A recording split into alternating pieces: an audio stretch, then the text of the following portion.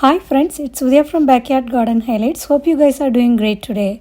If you watched my previous video on rose gardening guide for beginners, I have summarized some commonly used rose plant categories. In today's video, I'm going to continue to talk about introduction to the rose plants. Primarily, I'm thinking to cover what is old garden roses and what is modern garden roses and what are called wild roses. Let's get into the video and understand what these different categories and what kind of rose plants fit into these categories. The first one is old garden roses.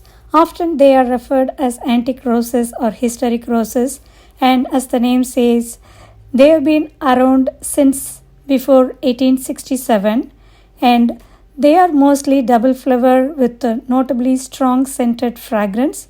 The only disadvantage is they bloom once in a season, unlike modern roses which blooms continuously.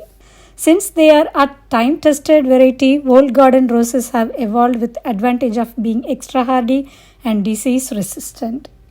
The next one is wild roses. Considered the wildflower type of rose, wild roses or species roses lack the cross-breeding history and hybridization of other modern varieties. Wild roses typically have a single bloom with a 5-petal flower. The easiest way to determine wild rose is in their color. They are almost always pink. But there are like red, white and yellow varieties available. But now let's look at the modern garden roses.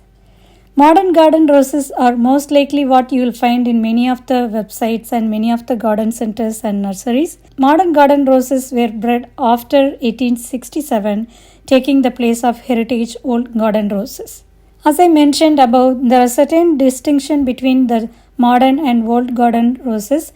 Where the old garden roses bloom once per year, modern roses offer continuous bloom as well as larger bloom size, and florists and homeowners will love modern roses for their longer vase life too. The only disadvantage to these modern roses that are typically lack a robust heady fragrance and are less hardy and less disease resistant.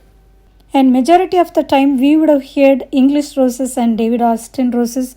Do you know they belong to modern garden roses, so which means they bred after 1867. Maybe I can give you a quick summary on English roses. If you hear the term first time, English roses are basically fragrant, repeat flowering bushes with an old garden rose look. They provide intensely perfumed and heavily petaled flowers for a great addition to your bouquet. And David Austin roses.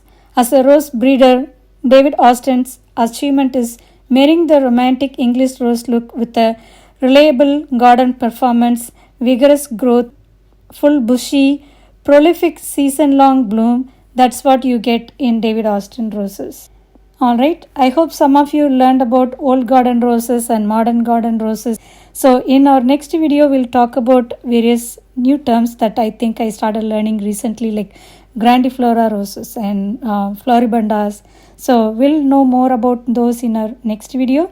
I hope this video helps to learn something new. Thanks for watching. Please support my channel by subscribing, commenting and sharing it with your friends.